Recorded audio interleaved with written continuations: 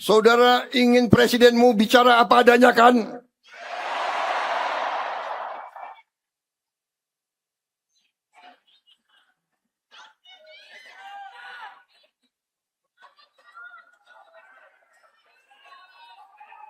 Saya memperingatkan lagi, sekali lagi.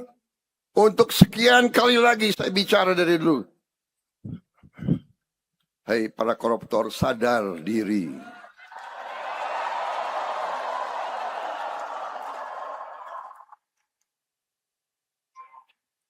Hentikan praktek-praktek kau. Hentikan. Rakyat tidak bodoh. Hentikan. Kembalikan kekayaan rakyat. Kembalikan dengan baik.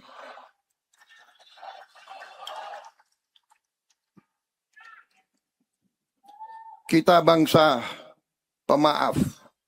Tapi rakyat butuh keadilan. Rakyat butuh kesejahteraan.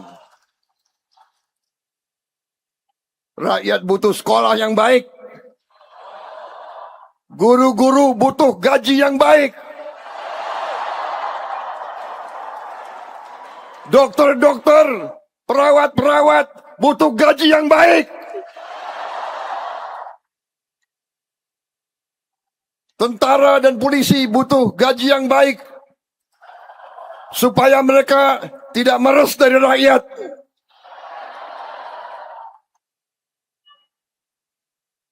Pegawai negeri butuh gaji yang baik supaya mereka nggak korupsi.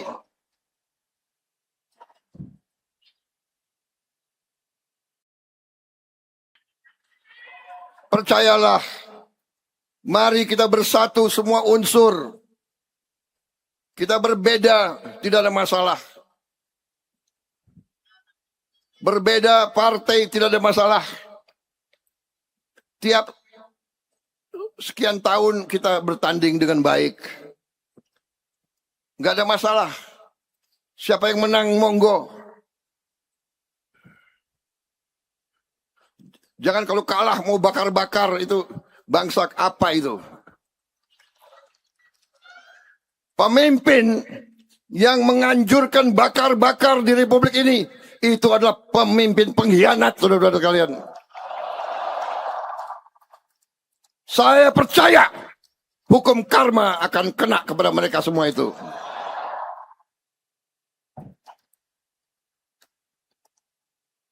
Saya maju 5 kali pemilihan, 4 kali kalah.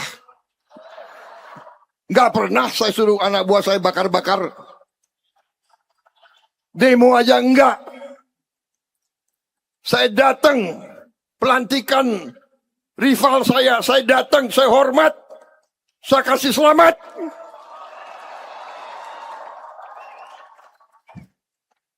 Bersaing itu baik. Pertandingan itu baik, iya kan? Sepak bola ada pertandingan kan ada 2. Satu harus menang.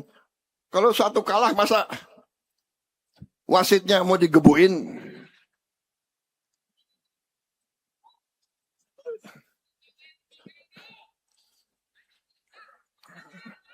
Ya, persaingan itu biasa, nggak ada masalah.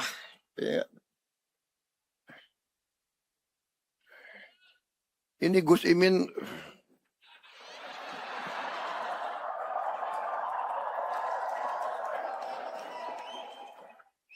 pertama bersama saya, habis itu tidak bersama saya. Tapi nggak ada masalah, karena dalam hati beliau juga ingin yang terbaik untuk Indonesia. Dan sekarang beliau bersama saya untuk Indonesia. Saudara, nggak ada masalah. Siapa lagi dulu yang ngalahin aku? Harus pakai kacamata ini saya.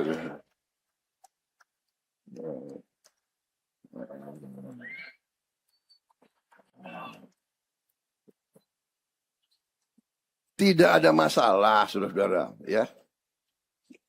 Kita ini satu bangsa, satu nusa, satu bahasa. Kita ini satu keluarga.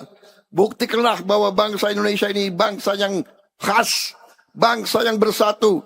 Kita bersaing, habis itu bersatu, bekerja untuk seluruh rakyat. Inilah bangsa Indonesia, saudara-saudara. Jangan bisanya nyinyir, ya kan? Kalau lu nggak setuju, lu nggak mau bekerja, lu duduk aja lihat baik-baik gitu loh. Tapi kita terima kritik. Kita terima kritik. Kritik itu bagus. Itu artinya koreksi.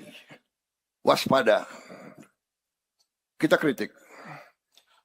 Kita mau terima kritik. Saudara-saudara, saya jelaskan bagaimana konsep Koperasi Merah Putih datang.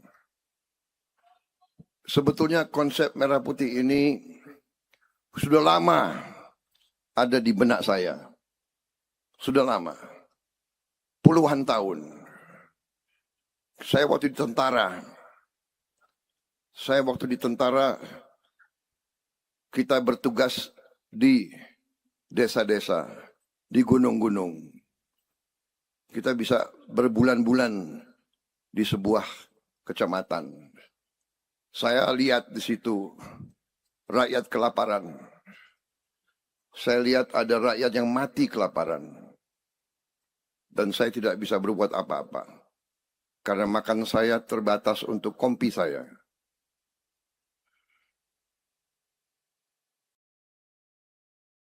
Dari situ saya lihat kita harus menjaga, kita harus memelihara kemampuan kita di desa-desa. Indonesia merdeka, perang kemerdekaan kita, kekuatan kita ada di desa-desa. Tetapi kita juga ingin jadi negara industri. Nah, untuk itu akhirnya dari dulu saya semakin yakin satu-satunya jalan untuk menjaga rakyat yang paling bawah adalah kekuatan koperasi. Tapi saya sadar waktu saya mulai bikin koperasi, ternyata kalau tidak punya wewenang, kalau tidak punya kekuasaan, sangat lambat. Sangat lambat. Betul? Kalau orang modalnya kecil atau tidak punya modal, susah dapat kredit di mana-mana. Waktu saya jadi presiden, dengan menteri-menteri kita kebut swasembada pangan. Kita turunkan harga pupuk. Kita naikkan harga pembelian gabah. Kita jamin hasil petani naik. Tapi saya dapat laporan, Pak, percuma Pak, hasil mereka naik. Kenapa? Karena hutang mereka banyak. Karena pertanian itu, panennya itu 100 hari. Nah, selama 100 hari, anaknya ada yang sakit, anaknya harus sekolah, mungkin ada kerusakan ini. Dia butuh uang, dia pinjam uang, dan bunganya luar biasa gila. Dia pinjam uang dari lintah darat. Dari mereka-mereka yang memberi bunga kadang-kadang 1% sehari.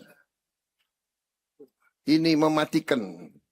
Seumur hidup mereka tidak bisa bangkit. Karena itu salah satu kebijakan saya pertama, mungkin dalam bulan-bulan pertama, saudara ingat, saya hapuskan hutang jutaan petani yang mereka tidak mampu bayar. Saya hapus. Kenapa? Pengusaha besar pun banyak yang nggak bayar hutang.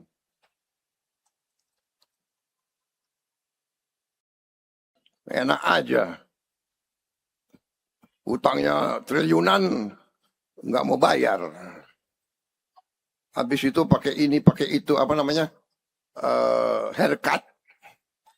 Apalagi restrukturisasi. Ada istilah-istilah keren. Rakyat nggak bisa. Kemudian selain itu, saya berpikir tidak ada jalan. Rakyat kita harus bisa mendapat kesempatan pinjam uang dengan bunga yang murah. Jawabannya adalah harus ada koperasi simpan pinjam di setiap desa di seluruh Republik Indonesia. Karena itulah angka 81.000 muncul. Karena desa dan kelurahan kita di seluruh Indonesia jumlahnya adalah 81.000. Masalahnya adalah untuk memotong cengkeraman para lintah darat itu. Supaya membebaskan jutaan rakyat kita dari ketergantungan kepada itu. Dan akhirnya muncul lagi bahwa oh ya, pupuk bersubsidi bisa di koperasi.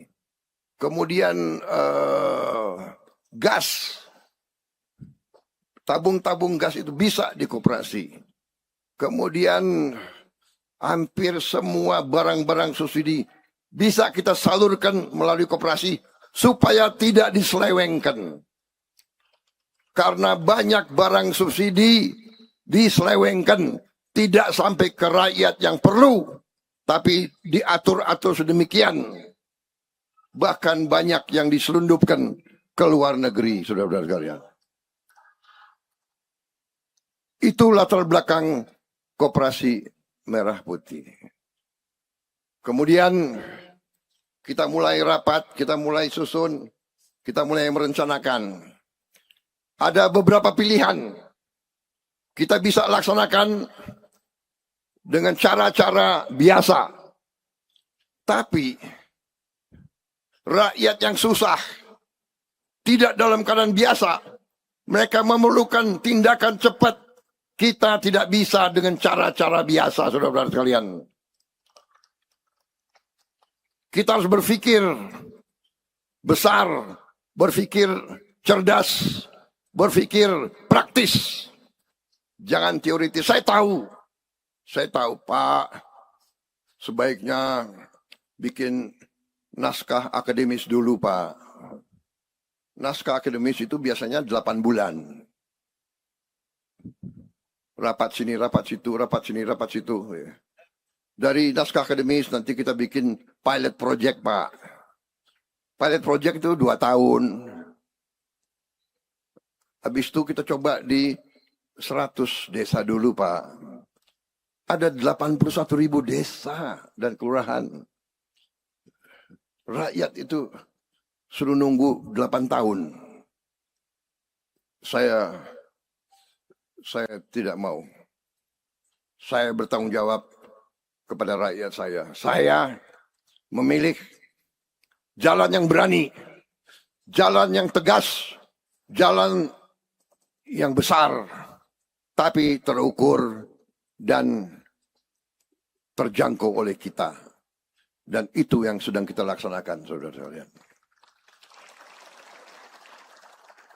Tadi laporan Menteri Koperasi, kita sudah berapa? 12.000 atau berapa? Koperasi yang sudah terbentuk, silakan. Jangan buru-buru. Kalau kita mampu hanya 5.000, kita resmikan 5.000. Nanti kapan insya Allah. Langkah 1.000 kilometer dimulai. Ya, perjalanan 1.000 kilometer dimulai dengan 1 langkah. Tidak masalah. Saya dapat laporan sudah operasional 1.000 koperasi lebih. Dalam waktu dekat mungkin akan jadi 5.000 atau 6.000, silakan. insya Allah kita akan sampai tujuan kita. Dan pasti kita sampai.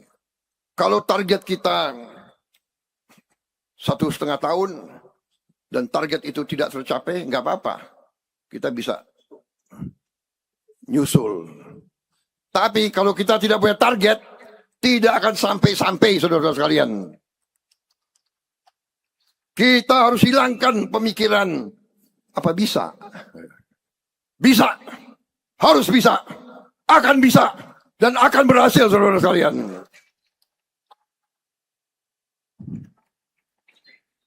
Menang atau kalah ada di pikiran dan di hati kita.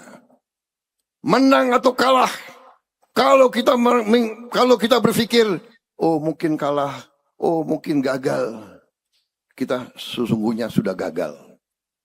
Tapi kalau kita yakin menang, yakin berhasil, yakin untuk rakyat, kita akan sampai ke situ, saudara sekalian.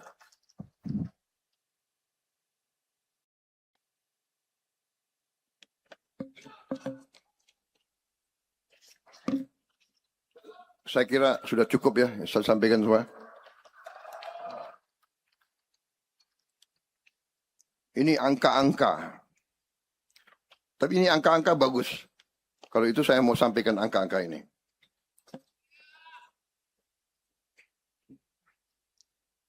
Koperasi kita nanti, Koperasi Desa Kelurahan Merah Putih, koperasi yang anggotanya seluruh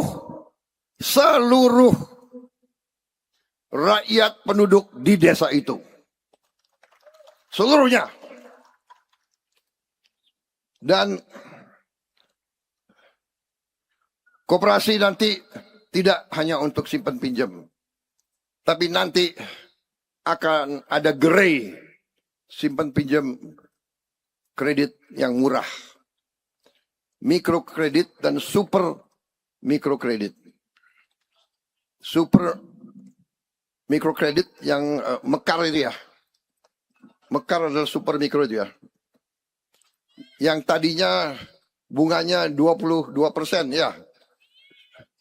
Saya turunkan jadi 8%, saudara sekalian.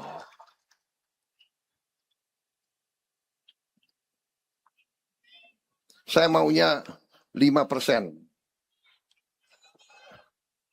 Tapi bankir-bankir Pak Rosan CS itu, jangan Pak, terlalu tipis kita punya ongkos.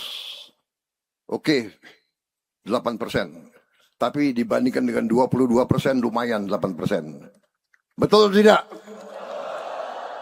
Begitu dong, semangat.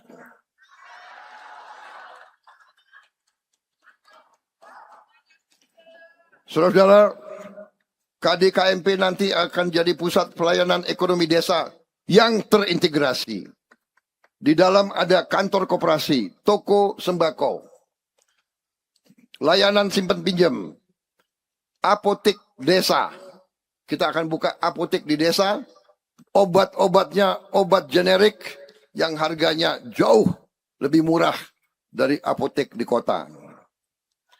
Akan ada logistik desa, akan ada gudang, akan ada cold storage, ruang pendingin, supaya hasil-hasil petani tidak akan rusak.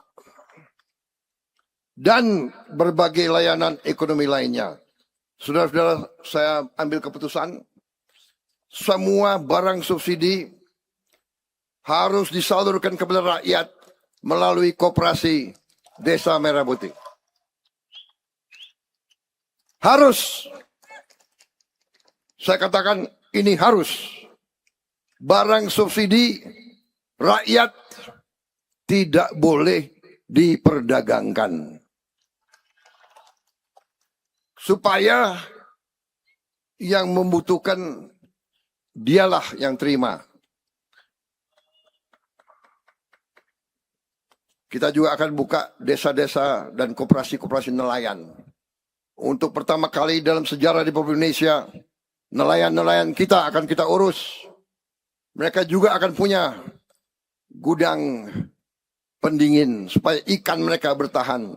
Untuk pertama kali mereka akan punya pabrik es supaya mereka melaut bawa es. Dan kita akan bagi kapal-kapal besar untuk tiap desa nelayan yang akan dikerjakan, yang akan dimiliki dan dikerjakan oleh koperasi-koperasi nelayan itu sendiri.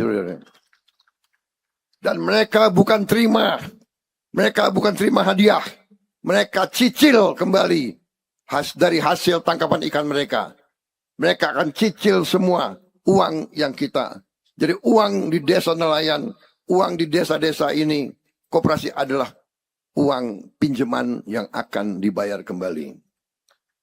Saudara-saudara, kita proyeksikan KDKMP bisa meningkatkan kesejahteraan rakyat sebesar 223 triliun tiap tahun akan beredar di desa-desa. Tidak keluar, akan beredar di desa-desa.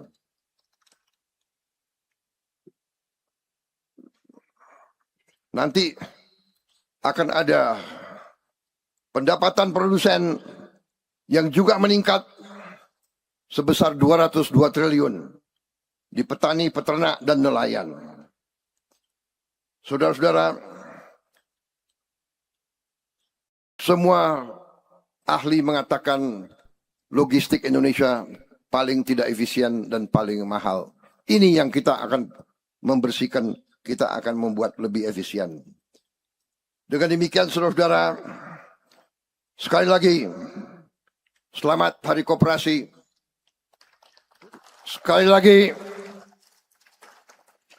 saya mengajak semua unsur untuk bersatu.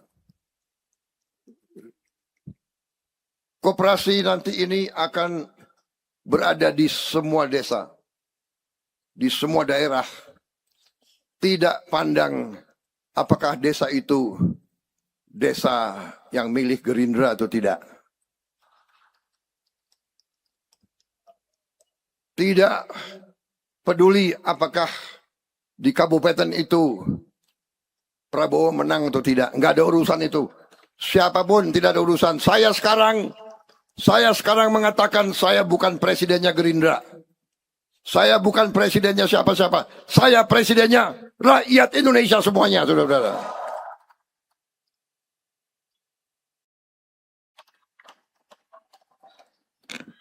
Dirgahayu Koperasi Indonesia ke-79.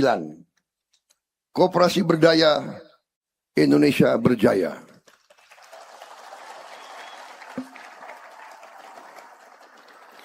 Oh ya, ada tambahan. Minta izin saya minum dulu. Saya minum kopi ini.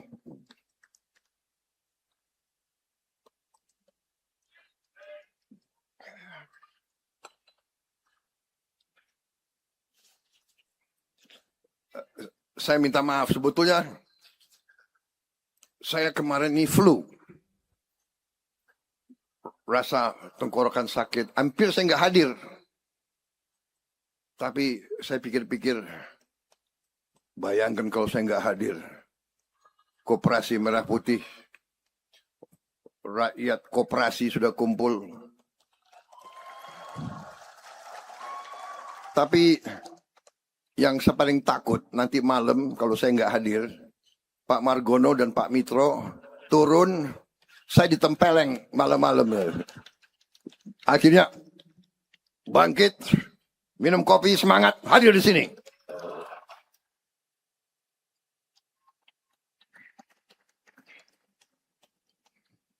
Nah, ini yang paling terakhir. Ini kebetulan tanya Pak Ferry ya. Ini dia yang rencanakan. Tanggalnya dia yang pilih. Harinya dia pilih. Tapi saya lihat-lihat ya. Ini angka ini menarik. Bukan saya yang atur ya. Ini adalah hari koperasi ke-79.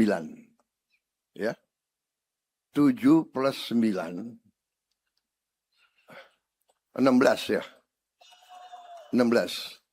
1 sama 6, 7. 2026, 10 ya. 7 sama 10, 17. 1 sama 7? 8. Jadi memang ini hari baik. Saya nggak atur. Di mana saya muncul kok ada angka 8. Saya nggak mengerti itu. Berarti ada tondo-tondo ini. Makanya saya nggak berani nggak hadir. Dirgahayu Gerakan Koperasi Indonesia. Selamat berjuang. Percaya kepada pemimpinmu. Percaya kepada pemerintahmu. Bersatu semua unsur untuk rakyat, untuk bangsa. Jangan mau dihasut, jangan mau diatur oleh kelompok-kelompok ekstrim atau bangsa lain. Indonesia kuat, Indonesia hebat, Indonesia maju, Indonesia akan bangkit sebagai negara besar. Wassalamualaikum warahmatullahi wabarakatuh. Salam sejahtera bagi kita sekalian. Shalom Salve, Om Swastiastu, Namo Buddhaya. Salam kebajikan. Merdeka! Merdeka! Merdeka! Kalau saya teriak koperasi berdaya, kalian jawab Indonesia berjaya. Koperasi berdaya! Indonesia berdaya. Terima kasih.